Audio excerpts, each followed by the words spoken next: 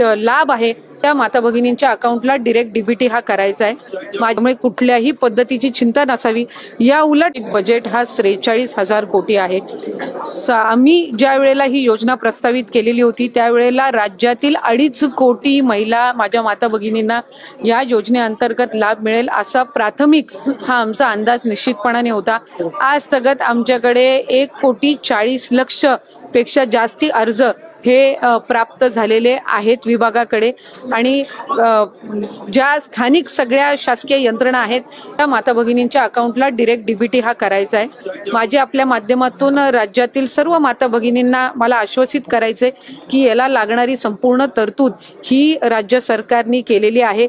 अर्थ विभागाने या संदर्भामध्ये कुठलाही कधीही आक्षेप घेतलेला नाही। लागणारा जो निधी आहे साधारणपणे या वर्षाला लागणारा जो निधी आहे याची तरतूद ही अर्थ विभागाने निश्चितपणाने केलेली आहे। त्यामुळे कुठल्याही पद्धतीची चिंता नसावी।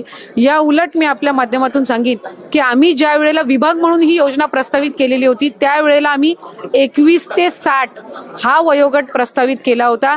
त्याच्यावर ज्या वेळेला अर्थ व नियोजन मंत्री अजितदादांकडे बैठक झाली त्यावेळेला त्यांनी हा 60 वरून 65 करावा अशा सूचना या त्यांनी दिल्या आणि 60 आणि 65 या वयोगटातील जर लाभार्थ्यांची आम्ही संख्या काढली तर ती साधारणपणे 14.5 लाख होते।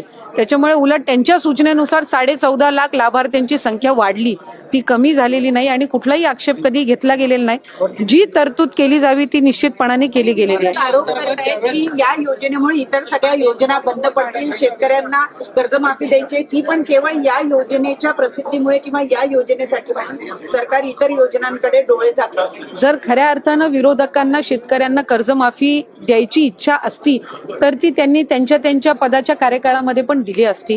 आज मुख्यमंत्री माझी लाडकी बहीण योजना असेल, आज मुख्यमंत्री अन्नपूर्णा योजना असेल, युवा प्रशिक्षण योजना असेल किंवा आज शेतकऱ्यांना जी वीज सवलत मिळणार आहे किंवा त्यांना ज्या इतर पीक विमा योजना आहे 1 रुपयामध्ये पीक विमा याला सुद्धा उदंड असा प्रतिसाद मिळत आहे। त्याच्यामुळे आतापर्यंत कुणीही आपण सांगावं की या योजनेमुळे आधीच्या कुठल्या योजना बंद करण्यात आलेल्या आहे असं एकही उदाहरण विरोधकांना देता येणार नाही। संजय गांधी निराधार योजना असेल, तुमची वयोश्री योजना असेल, ह्या सगळ्या आधीसारख्या कार्यरत आहेत। त्याच्यामुळे कुठलीही प्रचलित योजना किंवा चालू असणारी योजना बंद करून ही योजना राबवण्यात आलेली नाहीये। उलट ज्या दिवसापासून ही योजना घोषित करण्यात आली तेव्हापासून याच्यावर विरोधकांनी जास्तीत जास्त आक्रमण केले, पण सर्वात जास्ती नोंदणी करायला सुद्धा त्यांचेच मतदारसंघ पुढे येत आहेत, तेच आमदार त्या ठिकाणी सर्वात जास्त नोंदणी करतायत। त्यामुळे एका बाजूला तुम्ही या योजनेवर टीका